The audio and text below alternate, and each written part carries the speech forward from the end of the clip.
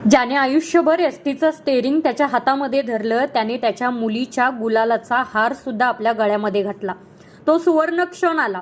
तो त्या दिवशी सुद्धा कामावरती होता, एसटी ड्रायव्हर म्हणून काम करत होता। रस्त्याने जाताना अचानक त्याच्याच मुलीने त्याची गाडी अडवली।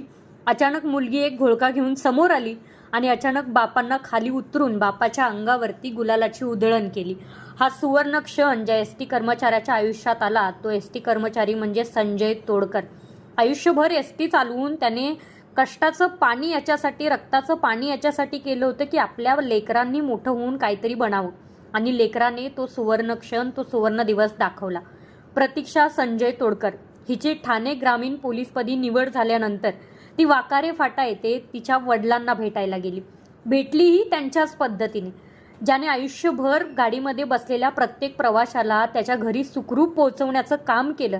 त्याच्या स्वप्नांच्या घराकडे सुखरूप पोहोचवण्याचं काम त्याच्याच मुलीने म्हणजे प्रतीक्षाने केले।